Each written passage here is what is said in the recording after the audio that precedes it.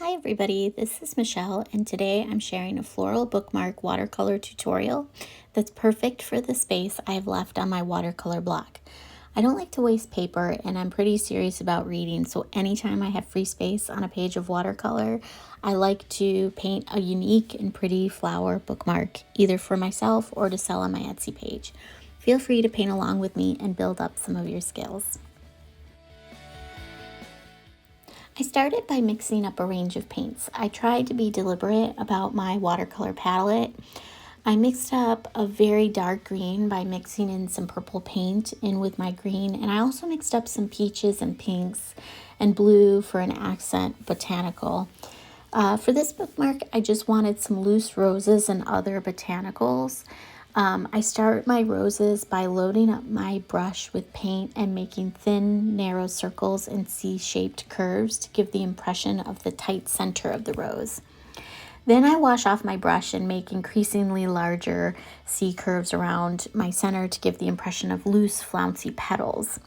And while you can see that I got a little frustrated with myself, I didn't change my water after I mixed up my paints and I thought it was kind of degrading the color. So I stepped away to change out my water. So a very important tip that sometimes I just fail to adhere to: try to paint with clean water. Okay, and so here you see me making another rose. I am just doing C-shaped curves around the center, and I add in paint as I go to get the effect that I'm looking for.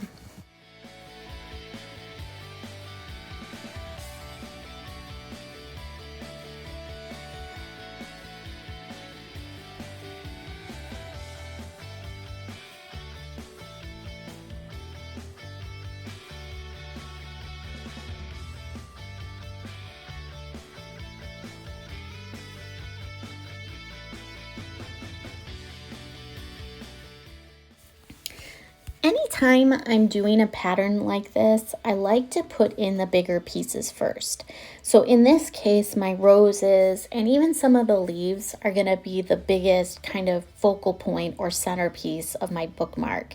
So I make sure I've positioned those first, and then later as I keep painting, I can add in sort of the like filler botanicals where I need it, where I have open space. I like the combination of pinks and peach for the roses. I just think they complement each other pretty nicely.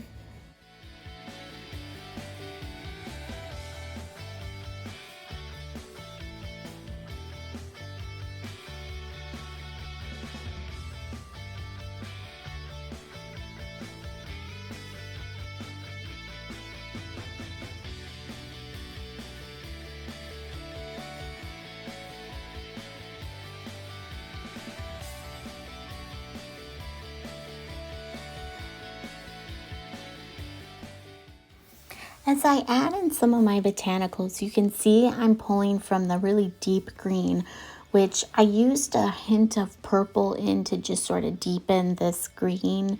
I just love what purple does to green. I like leaving a little bit of white space on my leaves for some visual interest and to show a little bit of reflection. And now this next part is up to your preference. I like to get a bit of a color bleed subtly in my floral paintings, and that's where you have a wet area that's one color and you touch that area with another color that you're working on, in this case the peachy rose color and my green from my leaf, and you get a little bit of a color bleed or a blend. I don't really mind that. I kind of actually like to see that leaf color blend into the rose petals. It gives it kind of a nice blurry effect. It's kind of, to me, a little bit of a cool watercolor effect that you can play around with. I try not to overdo it. You can sometimes get a little bit too much paint, or your paints are too wet and it just kind of overwhelms. You get one color going into the other and it just really overwhelms the effect, which I'm not a big fan of.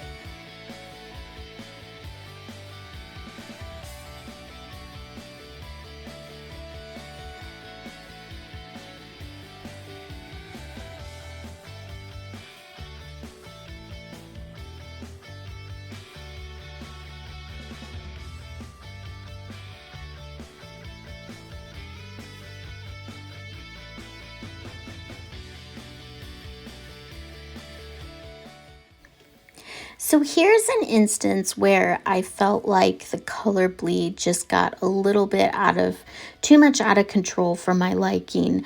I think my rose was a little bit wetter than it should have been, and I came in with too much of that green color, and you can see it started to really overtake the rose. And I just balled up a paper towel and sort of dabbed up some of that excess water in the paint with it. And you can see it really sort of fixed that. So it's a nice little eraser effect. So in addition to my kind of cooler green that has that purplish hue to it, I'm also using a more sort of traditional green with some of my leaves as well. And I think that gives it a sort of more visual interest to have different flavors of green for your leaves. You can also see me adding in my accent colors. So I have that nice blue and red, and I'm just kind of creating little bunches of botanicals out of those colors. They kind of almost look like berries. And I just keep trying to fill up space with some of these sort of filler botanicals, like my little holly bunches and other leaves.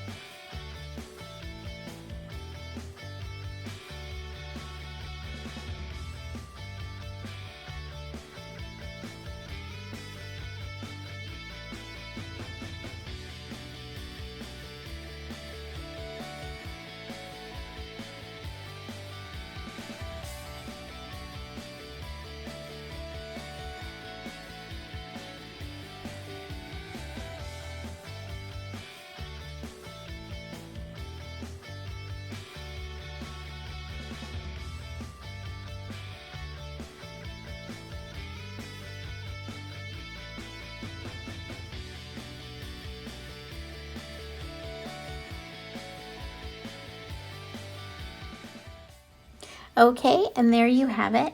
This is a really lovely way to use some extra paper if you have room and to practice some of your favorite florals. The great part is at the end you get a usable piece of art. Thanks so much for watching, and if you liked it, please click like and subscribe for more watercolor tutorials.